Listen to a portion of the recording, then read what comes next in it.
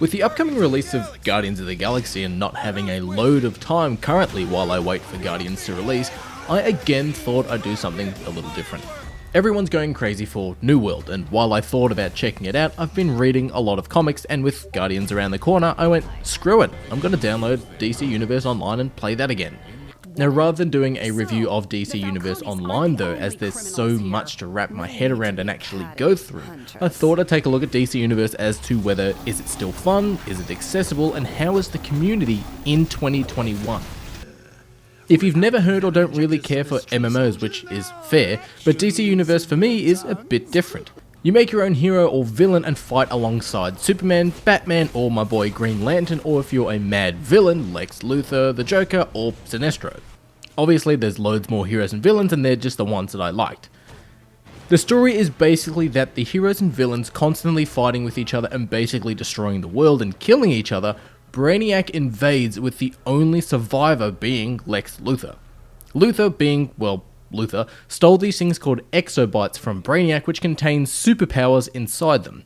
Lex Luthor then travels back in time, warns the Justice League of the upcoming invasion, and releases the exobytes in Earth's atmosphere, which gives you, the players, superpowers. Like all MMOs, you make your character by picking a sex and a body type and a movement type, which is basically, do you want to have super speed, do you want to be acrobatic like Batman, or fly around like Superman, or fly around on skimming discs like Mr. Miracle. After that, it's powers, baby, and that's where the playstyle starts to come in. Now, there are a heap of options here, and I'm not going to go through them all, but there's fire, ice, mental like Professor X, or having lantern rings.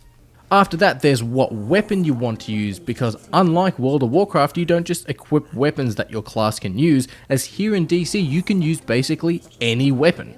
There's shooting energy from your hands, which is my personal favourite. There's swords, there's staff, there's bows, there's arrows, there's even guns, and each weapon style too has a close range and a ranged attack, though obviously some weapons, say like the guns, are better at ranged attacks than close ranged attacks. From there, once you've made a hero or villain and you're recruited by your mentor into doing missions. Now, it's worth noting I played DC Universe live on Twitch, and when booting it up for the first time I asked my chat what character I should make, and I ended up with this vampire Red Lantern. Now, that's what I found great about returning to DC Universe Online. Now, I previously played this on Xbox and dabbled a little bit on PC, but I mainly played solo because none of my mates really like MMOs, which, hey, that's fair. But when I jumped onto Twitch and started streaming it, DC Universe Online fans and players jumped into my stream and into my game to help me out and create my character, get me some fantastic gear, and help me take out some high value targets to help level up. The community here in DC Universe Online I found with my villain is super friendly. Unlike my experience with World of Warcraft, where I started playing a role player server once and got told off for running around and not taking my clothes off when I would go swimming. Yeah. Anyways, let's take a look at the gameplay for a second. Now, if you've played an MMO before, it's similar but different. As you level up, you'll get new abilities for your powers. Now, as a Red Lantern, I had a lot of rage abilities, but you could also get some iconic powers like Superman's heat vision or Shazam's, well, Shazam. But the base combat is button bashy rather than just right click and watch your character awkwardly attack enemies. By mashing buttons on your controller or your mouse, you'll make combos. Now, one button is close range attacks and the other is ranged attacks, and as you level up, you'll unlock combo attacks like creating an energy ball and then kicking it towards enemies.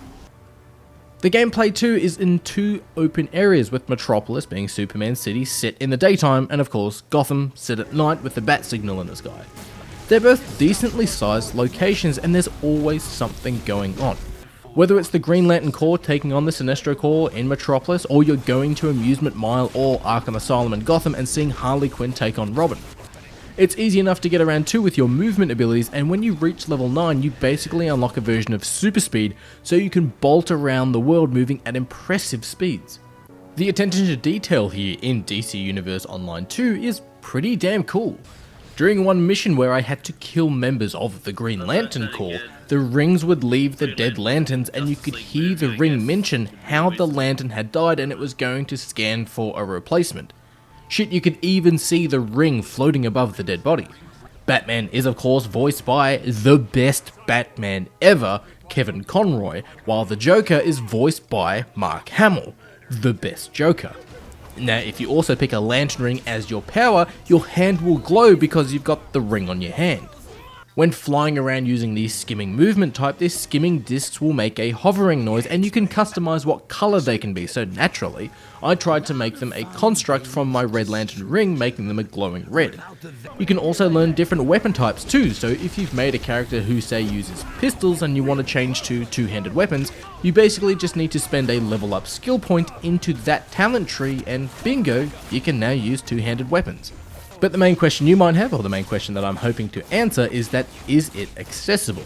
Is it easy enough to just pick up and play?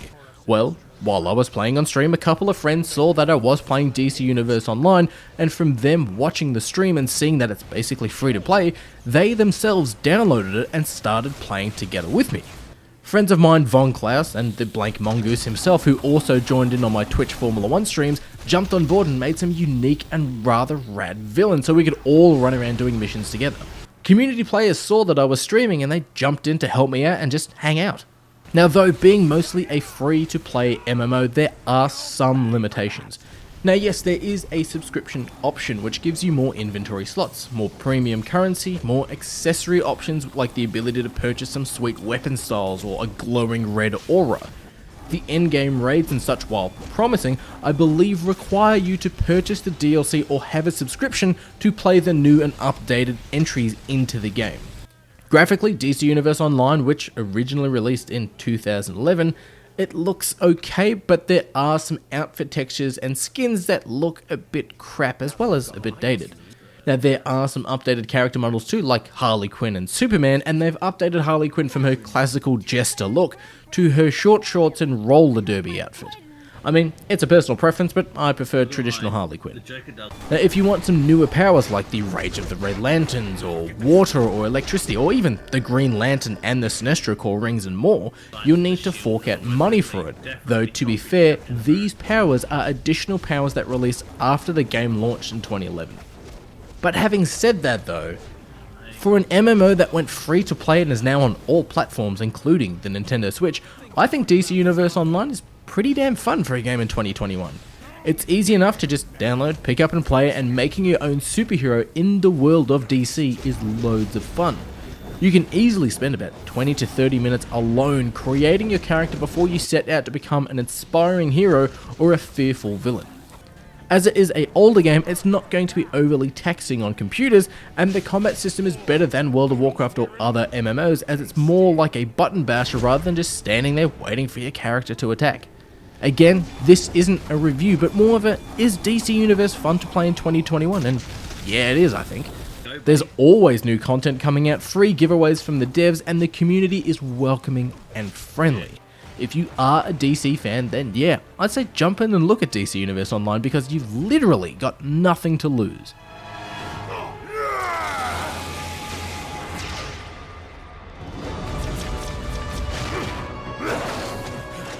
You don't deserve to live!